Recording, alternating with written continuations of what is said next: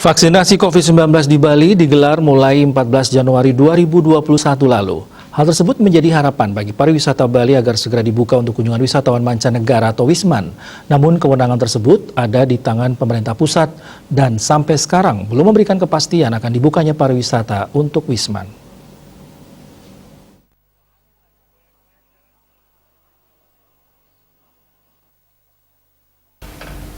Gubernur Bali Wayne Koster mengatakan kebijakan untuk membuka pariwisata bagi wisatawan mancanegara ada di pusat dan pihaknya belum mendapatkan arahan untuk itu.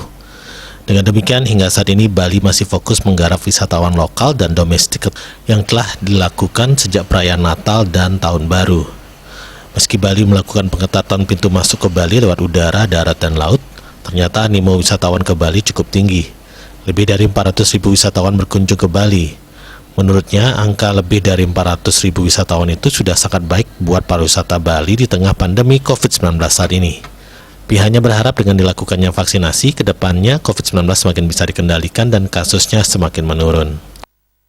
Sementara itu, salah seorang pelaku pariwisata di Bali, Nyoman Sudirga Yuse, mengatakan diadakannya vaksinasi COVID-19 merupakan angin segar bagi pelaku industri pariwisata di Bali.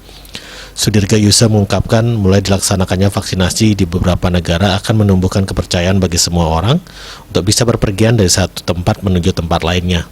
Namun perlu juga diantisipasi kebijakan dari semua negara tentang penerimaan orang asing atau luar masuk menuju negara tujuan atau kebalikan warganya menuju tempat lain.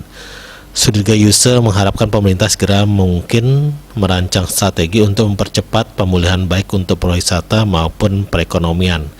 Pihaknya juga sangat berharap vaksinasi COVID-19 yang sudah berjalan ini mampu memberikan dampak positif untuk pemulihan pariwisata Bali.